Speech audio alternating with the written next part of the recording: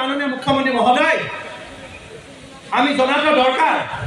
এইটো জনাটো দৰকাৰ আমাৰ সাংবাদিক বন্ধুসকল আছে মই ক্লাৰিফিকেশ্যন দিব বিচাৰিছোঁ যে আমাক ডেভেলপমেণ্ট লাগে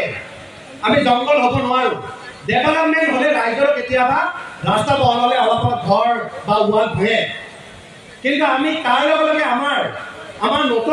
নতুন প্ৰজন্মক আমি আগুৱাই যাব লগে লগে আমি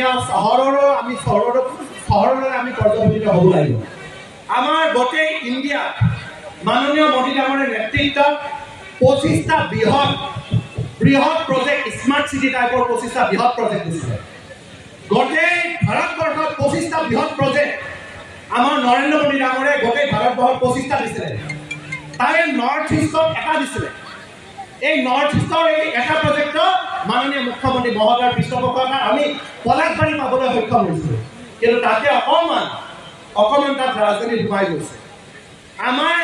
126টা সমষ্টি আছে মনত ৰাখিব লাগিব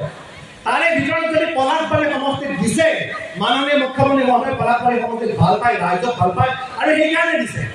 তাত কিন্তু বিৰোধী পক্ষই তাতেও ৰাজনীতি আৰম্ভ কৰিছে মানুহক য'ত নেকি তেওঁলোকৰ মাতিয়ে নাযায় কোনোবাৰ যদি ৰাস্তাটো বহলৰ নামত 10 ফুট মাটি যাব তেওঁৰ 3 বিঘা মাটি আছে 1 কঠা 1.5 কঠা মাটি তেওঁৰ যাব কিন্তু তাৰ লগে লগে এই স্মাৰ্ট চিটি ৰাস্তা হ'ব ষ্ট্ৰীট লাইট হ'ব তাত গাৰ্ডেন থাকিব ল'ৰা ছোৱালী পঢ়া স্কুল হ'ব আধুনিক স্কুল হ'ব